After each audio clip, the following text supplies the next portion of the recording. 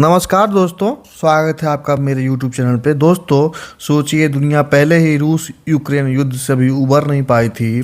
तेल की कीमतें अभी स्थिर ही हुई थीं और तभी अमेरिका ने एक बड़ा दांव चल दिया। रूस के बाद अब वेनेजुएला का तेल निशाने पर है। अमेरिकी एजेंसियों ने वेनेजुएला का एक तेल टैंकर जब्त कर लिया। सवाल ये नहीं है कि टैंकर क्यों पकड़ा गया, सवाल ये है इसका अगला शिकार कौन होगा, और सबसे महत्वपूर्ण सवाल, भारत को इसका कितना नुकसान हो सकता है। आज की इस वीडियो में हम स्टेप बाय स्टेप समझेंगे अमेरिका ने ये कदम क्यों उठाया, वेनेजुएला की हालत क्या होगी, ग्लोबल ऑयल मार्केट कैसे हिलेगा और भारत के लिए कितना बड़ा खतरा है। दोस्तों, पहले ये समझना ज़रूरी है कि वेनेजुएला इतना ही महत्वपूर्ण क्यों है। वेनेजुएला के पास दुनिया का सबसे बड़ा प्रूवन ऑयल रिजर्व है, सऊदी अरेबिया से भी ज़्यादा। लेकिन दिक्कत क्या है? ऑयल हैवी क्वालिटी का है, रिफाइन मुश्किल है, इंफ्रास्ट्रक्चर पुराना है और सबसे बड़ी दिक्कत है यूएस सैंक्शन।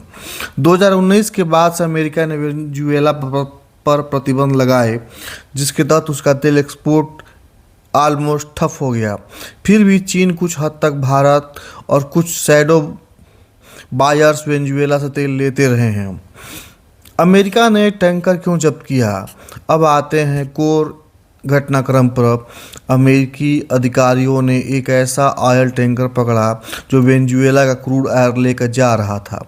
आरोप क्या है? सैंक्शन वायलेशन, मतलब प्रतिबंध का उल्लंघन, इनलीगल ऑयल व्यापार, शैडो शिपिंग नेटवर्क। असल में अमेरिका ये संदेश देना चाहता है, अगर रूस से तेल लोगे तो दिक्कत, अगर वेनेजुएला से लोगे तो और बड़ी दिक्कत। ये सिर्फ एक टैंकर नहीं था, एक वार्निंग शॉट था।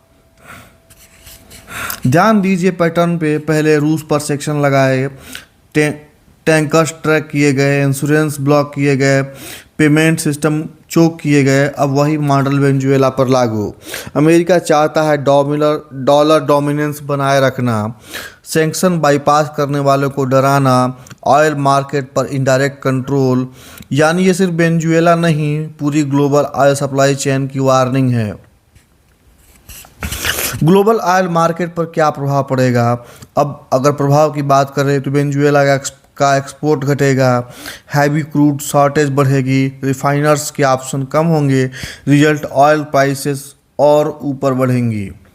अगर मिडिल ईस्ट में भी तनाव बढ़ा तो ऑयल $90 से $100 तक जाना कोई बड़ी बात नहीं है।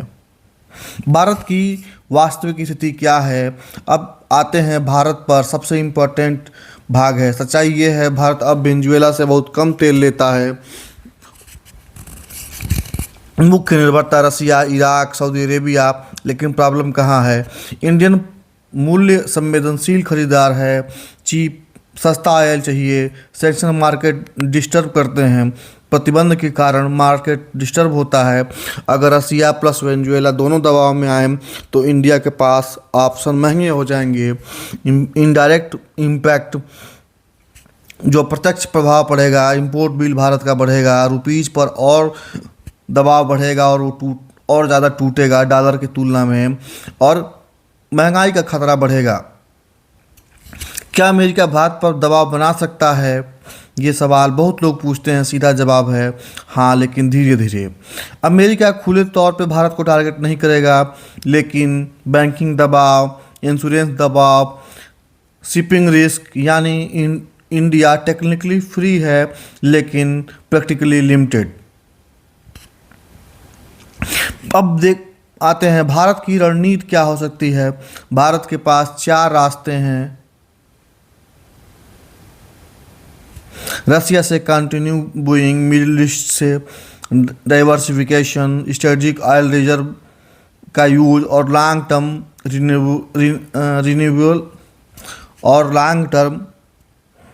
रिन्यूएबल पुश करना। इंडिया अभी भी बैलेंसिंग एक्ट कर रहा है, ना अमेरिका को नाराज करना चाहता है, ना एनर्जी सिक्योरिटी से समझौता करना चाहता है। तो निचोड़ साफ है, अमेरिका ने वेनेजुएला के बहाने पूरी दुनिया को वार्निंग दी है ऑयल अब सिर्फ एनर्जी नहीं हथियार बन चुका है। इंडिया शॉर्ट टर्म में सेफ है लेकिन लॉन्ग टर्म में खतरा बढ़ रहा है। और सबसे बड़ी बात, आने वाले सालों में ऑयल जियोपॉलिटिक्स और ज़्यादा खतरनाक होने वाली है। अगर आपको हमारा विश्लेषण पसंद आया हो तो चैनल को लाइक करें, सब्सक्राइब करें और कमेंट करें। धन्यवाद।